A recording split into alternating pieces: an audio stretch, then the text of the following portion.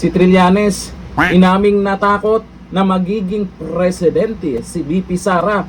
At eto na daw ang huling pagkakataon. Eto na, 2026 na ang huling pagkakataon para panagutin si VP Sara Duterte. Nako, eto, yung yaw-yaw niya. Dapat matakot tayo na kung mananalo si Sara kasi gigibain niyan ng Pilipinas. Ano sabi? Nandamay pa ng iba. Dapat matakot tayo. Anong matakot tayo? Ikaw lang ang matatakot. Dahil nga naman, kung mapatunayang hindi totoo yung pinagyayaw-yaw mo sa mga Duterte, ako, baka bandang huli, hindi ka lang maihi, kundi baka o ayon dito sa balita, takot ka pala eh.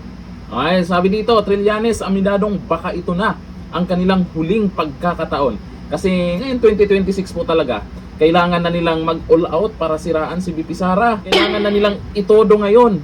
Dahil pagpasok ng 2027, yan na ang oras ng pagtatalunan ng mga balimbing.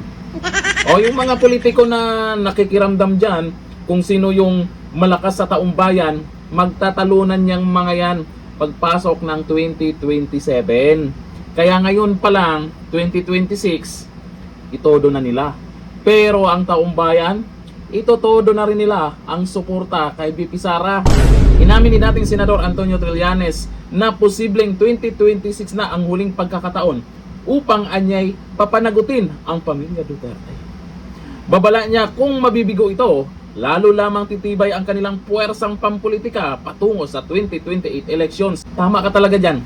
Agree talaga ako dito sa sinasabi ni Trillanes. Kahit pa paano meron siyang mga tamang pinagyayaw-yaw dyan. Sa isang panayam, diretsahang sinabi ni Trillanes na make or break ang 2026. Anya, kapag hindi umusad ang pananagutan ngayon, magiging mas mahirap pang pigilan ang paglakas ng Duterte Camp sa mga susunod na taon. Buti alam mo. Yan naman talaga. Ito si Trillanes, alam na alam talaga niya to. Asahan po natin na itong buong taon ng 2026, mag-iingay to.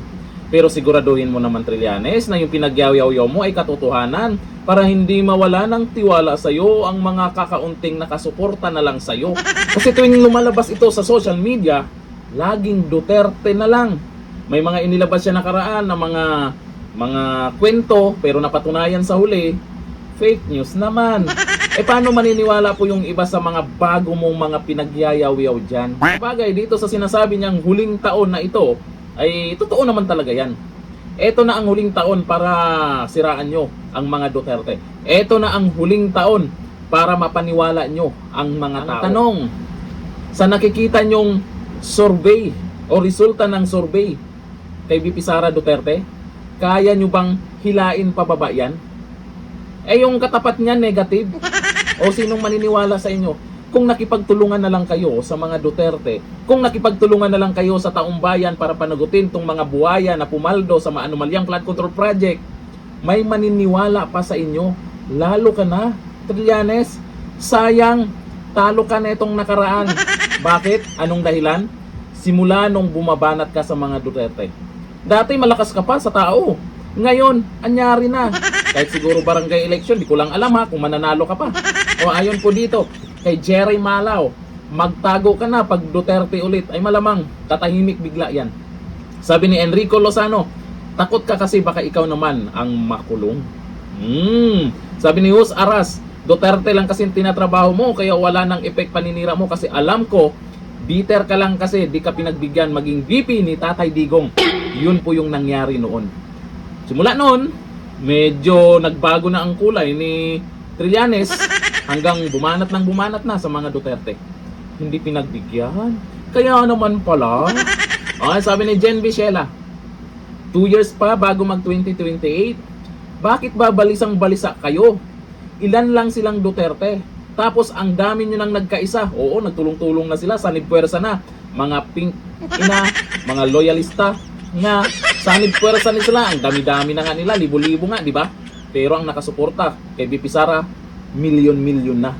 Tapos ang dami nyo nagkaisa para pabagsakin sila. Kakabahan ka na naman kasi talaga kung alam mong walang katotohanan ng mga paratang mo. O yun naman talaga. Siyempre sa ngayon, patuloy po yung magpapa-interview Eh, yung media kasi dyan na iba, pinapatulan po itong lagi si Trillanes. Bakit kaya? No? Ayon sa panaginip ko, kaya pinapatulan ito ng media at si Trillanes, pareho silang may ganyan. Ayon sa panaginip ko yan. Kaya, nagkasundo o interviewin at ini-interview. Parehong paldo. Totoo kaya yun? Hanggang dito na lang. Thank you. Bye-bye.